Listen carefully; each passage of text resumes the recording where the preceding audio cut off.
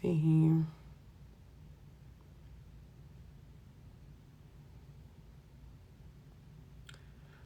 All right.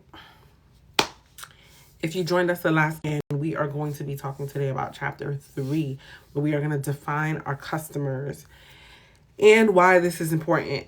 All right. So when you're looking for grant funds and you are going to try to infuse money into your business, this is something that is going to be, I know I said important the last 2 nights, but all of these things work in tandem to make sure that you are positioned for money. All right.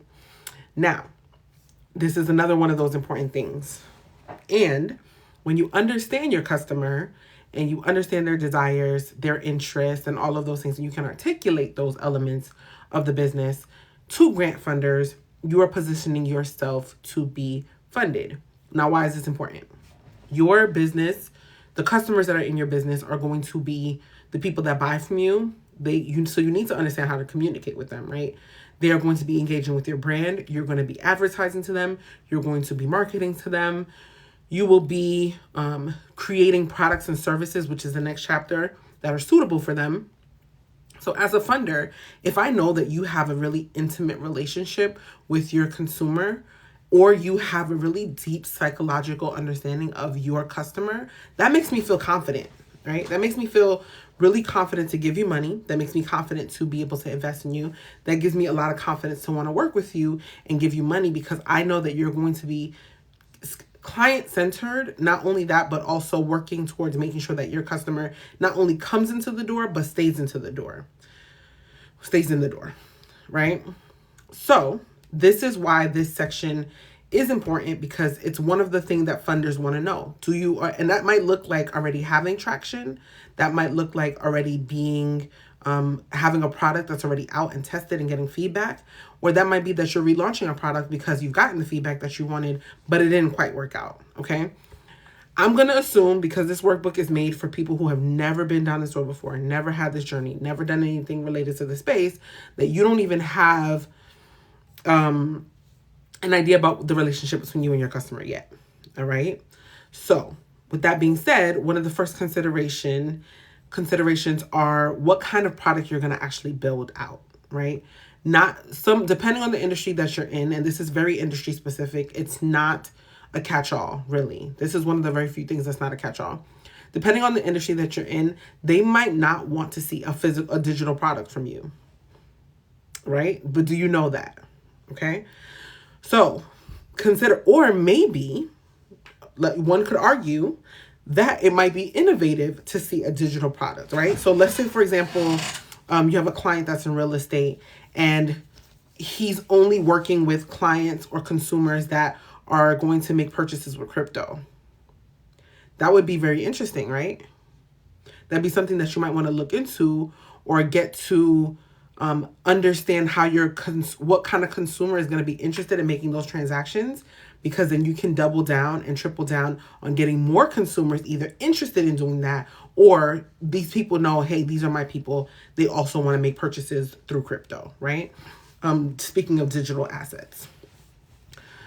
So what kind of product are you going to be building? That's one very high level consideration. Some industries are really hard to move away from a physical product, something that you have to create and sell and send, right? For example, if I'm selling lotion, I cannot sell a digital lotion, right? So is it a physical product? Is it a physical service? Does the person have to be in my presence in order for me to provide the service? So this would be something like an esthetician, right? Or a doctor. But maybe the doctor can do a consultation from afar, but if he's going to pull fluid out of your kneecap, then you have to be present in order for him or her to be able to do it, right? So first thing, what kind of product will you sell, right? Any questions on that, or do we want to talk about the kind of products that we're selling? I need you guys' engagement, all right? I'm kind of tired of saying that. Don't let me talk to myself into this camera. I'm here for you, okay? Any questions about that?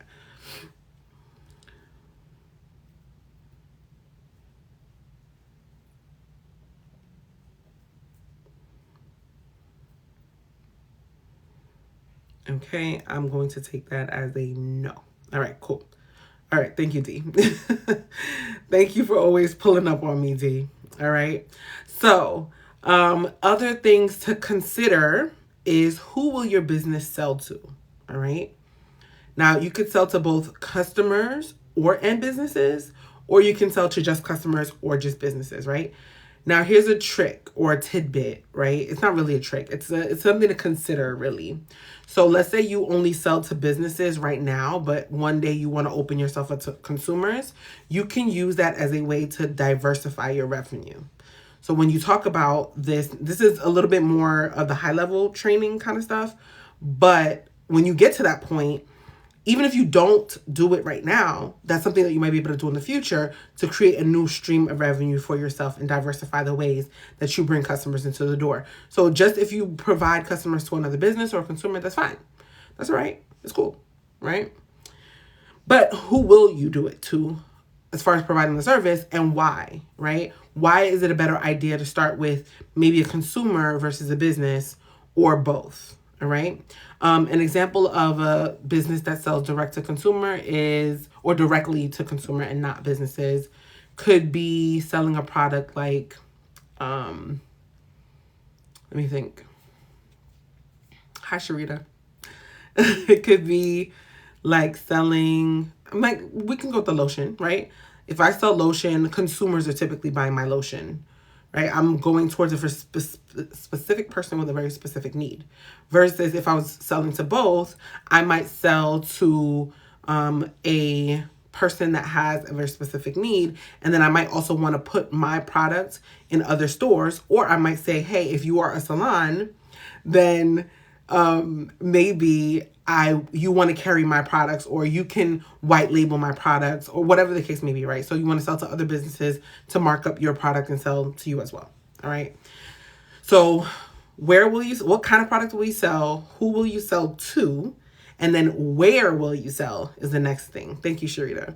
The next thing to consider is where will you sell? Okay.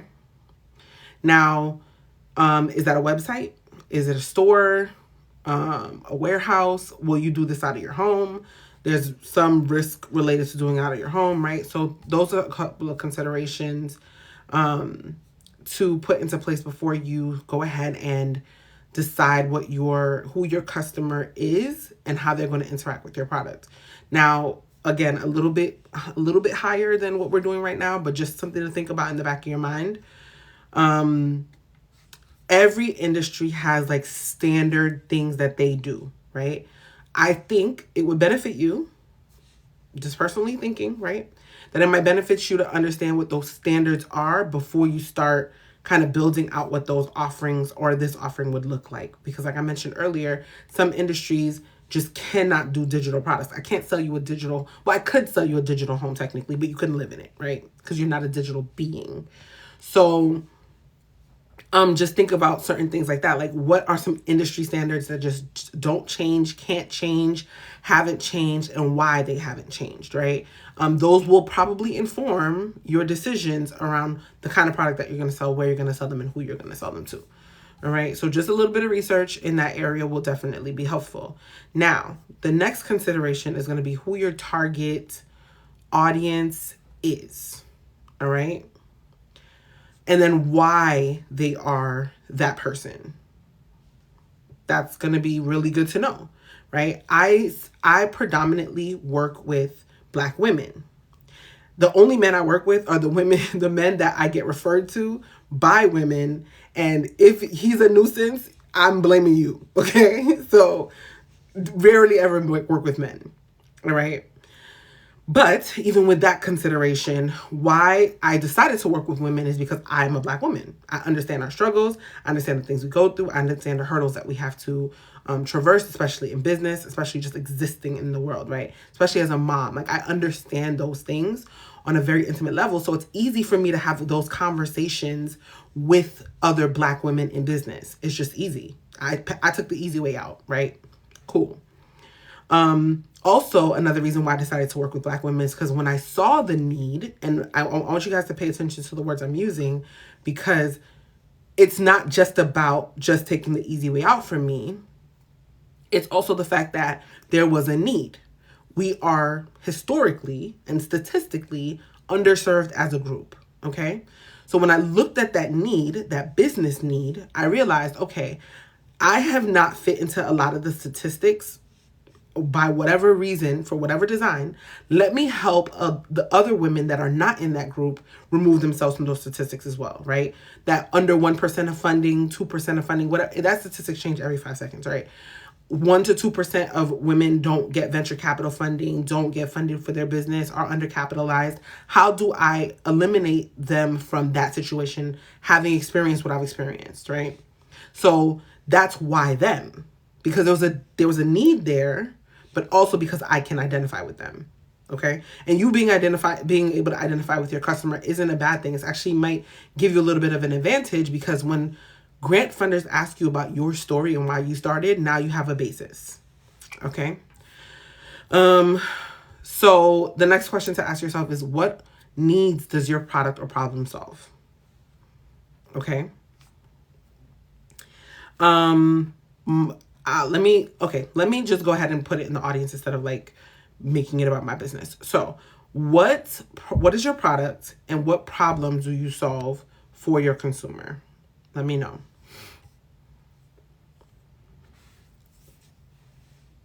Thank you. Thank you, Sharita. I appreciate you, sis. Love you down, girl. All right, so let's talk about your industries. What problems or products what products or services are you currently providing or want to provide, right? Because remember, this is for people who are new to this. So what are you looking to provide or are providing right now? And what problems are you solving for the people that you are solving it for?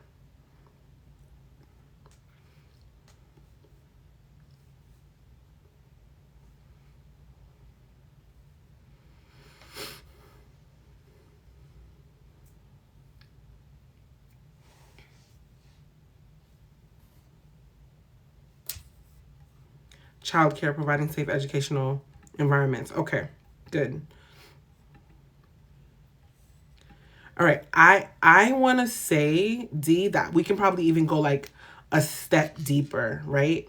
And the reason why I want to go one step down is because the problem technically is that there isn't a safe environment for children to be in, or safe environment, or environmental safety is an issue for children.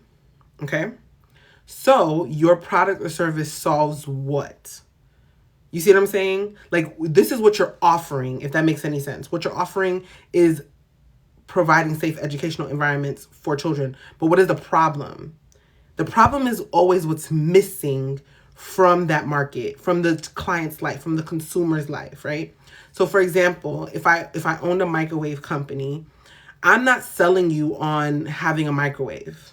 I'm not selling you on having a product that a new appliance that goes into your home, because that's what it is, right? What you're doing is the outcome that you want for your consumer is to be able to have a safe space for them to exist. However, the problem is that they don't have one. So that's the problem that you're solving. I hope that makes sense. I know it sounds like I'm like word playing, or that I'm like trying to nitpick, but it really does make a difference when you're talking about problem solving. Because for the example with the microwave, we used it yesterday. That's why it's still at the top of my mind.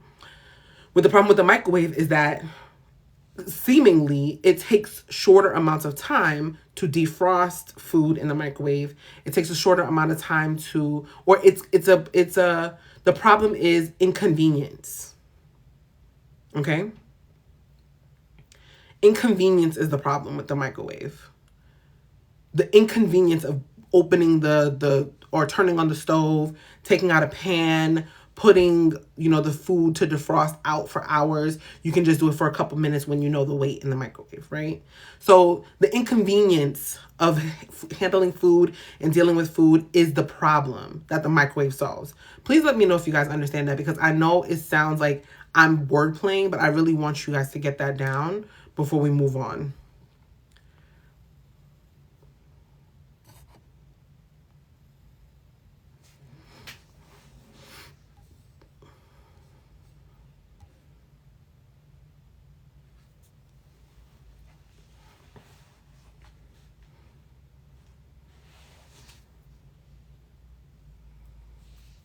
Are we good on that?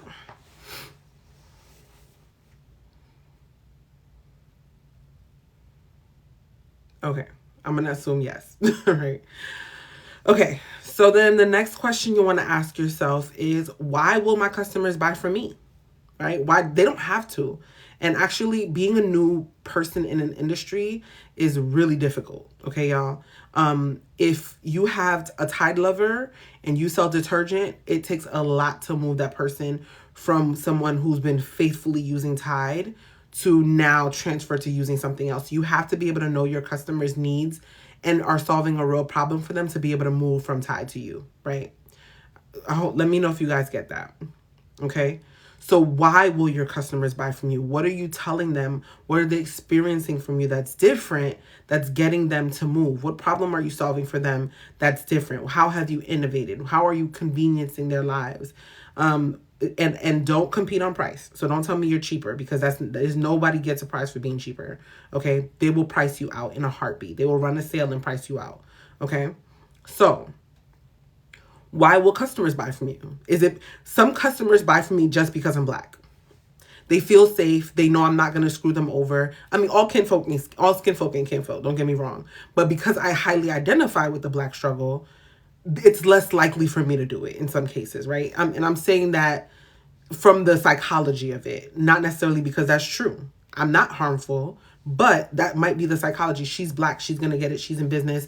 I identify with her. She's representing something that I'm dealing with as a struggle. So let me buy from her. That might just be why, to be honest. My customers might buy from me because I'm knowledgeable and I'm sharing my knowledge and I'm sharing my resources.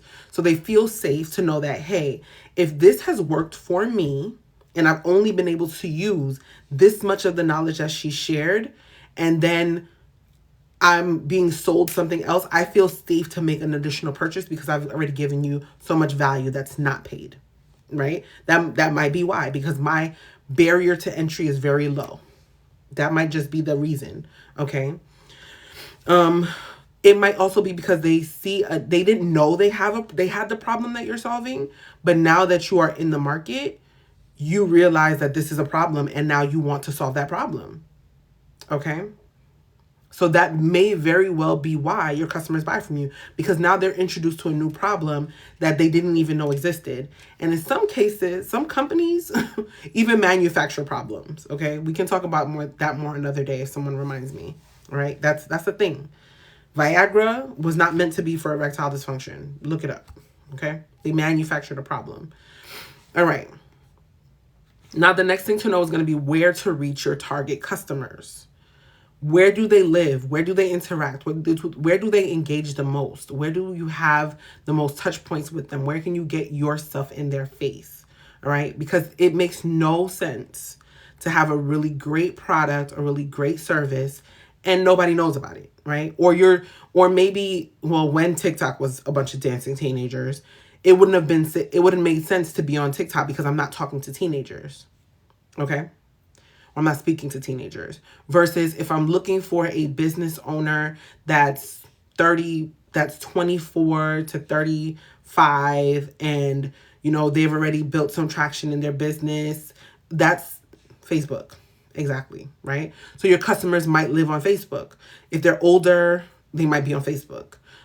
That's not a slight. That's just the demographic of how people are made up. I don't even go on Facebook anymore because it's like funeral Facebook now. Like everybody who died, they post about it.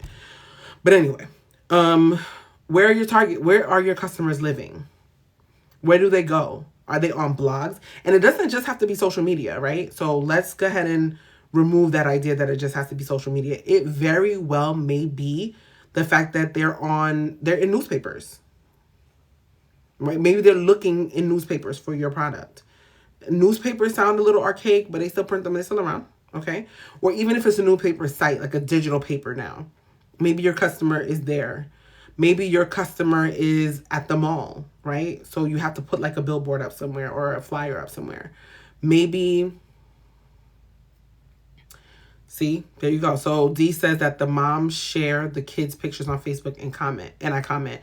So if you are dealing with kids or you're in that space where there's a lot of people that have older women who have kids and are moms, and like there's mom communities there, I would be there too, right? I forgot what I was saying, y'all. Sorry. So where are your customers living? They might be in magazines. They might be in blogs. They might be online. They might be in a movie.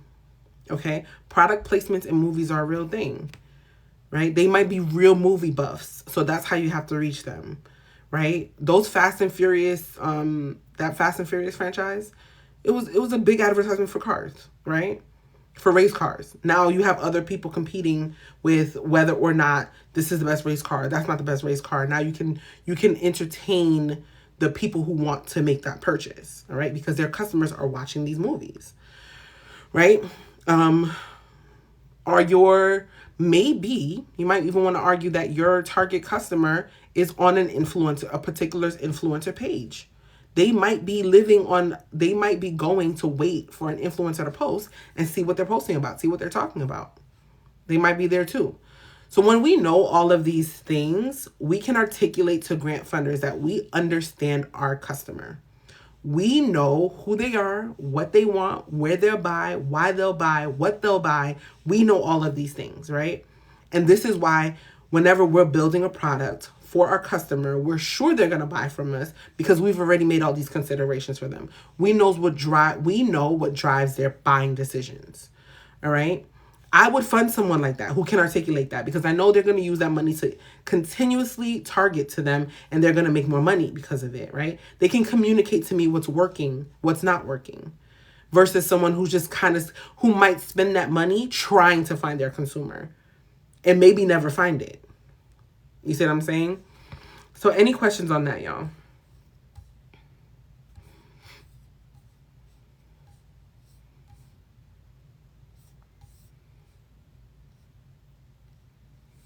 Any questions?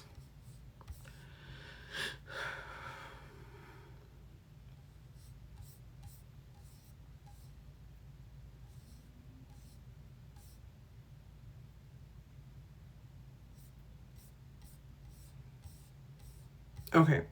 So if there are no questions, which I find that oddly hard to believe, okay? Very hard. Hi, Alan. How are you? So, all right. The next point is pain points. All right. So, what is your customer dealing with, and how are you going to help them achieve that? Okay. Kind of similar to the problem, but I want you to articulate it in the sense of really outlining what they're experiencing, not just from a physical, like I'm missing this thing, but also from a point of view where you're talking about the things that they are not going to have, not ever going to experience if they do not come into contact with your product, right? The benefits to them. What are they receiving? Well, what are they not receiving from being in your absence? Okay. So back to the microwave example, pain point would be inconvenience. So if they don't have that microwave, they are going to be grossly inconvenienced. They're going to lose time trying to defrost. They got to put the food out at 8 o'clock in the morning to be able to defrost by 2 p.m., right? So they're losing time. So my microwave conveniences them and gives them back their time, okay? A pain point that I could be solving with a microwave if I'm creating marketing copy is that you're taking time away from your kids because you're wrestling with food all day long. So now I'm giving you back time with your children and giving you opportunities to invest in them, right? You can really make an argument in any way. So who can tell me what is one of the pain points in their industries that their clients or customers are experiencing and what you do to help them achieve their goals or their objectives?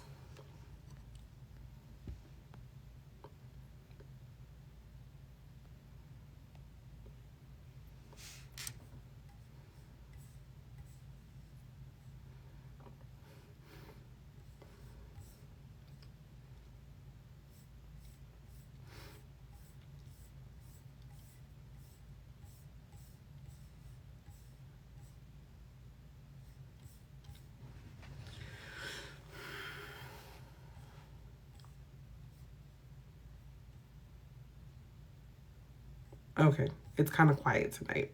I'm gonna be cool. All right, so What you're going to do then, if you don't want to answer on live, what we can do is you can go ahead and grab your copy of the workbook. All these questions are outlined. There are additional prompts and additional information to guide you through this process. Again, when you map out your customer's journey and you map out how they are going to interact with your business, what you're going to sell to them, this is the beginning framework now for building out a product. So tomorrow we're going to be talking about building out your actual product. But if you don't know your customer, how are you building a product for them, y'all?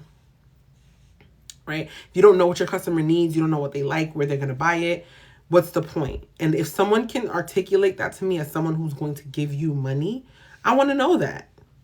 I want to understand that you know that, right?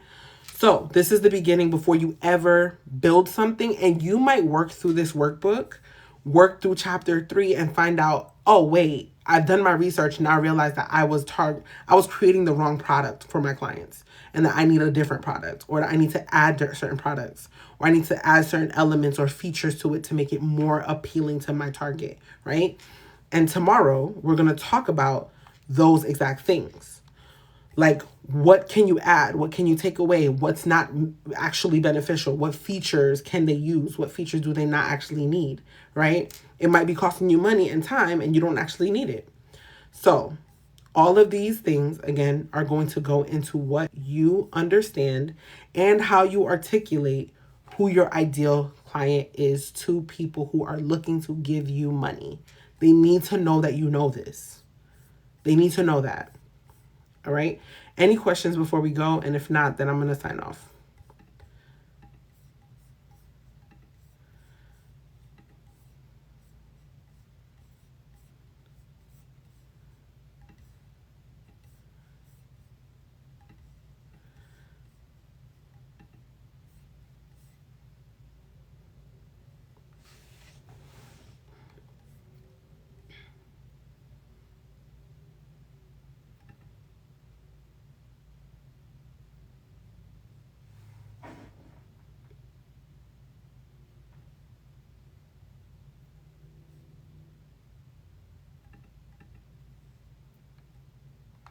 Okay. I'm going to take that as a no. Thank you guys for joining me tonight. Thank you for everyone who liked the content. Thank you for the comments for those who did. And we will go over chapter 4 tomorrow. All right. I'll see you then. Bye. Thank you, Sharita.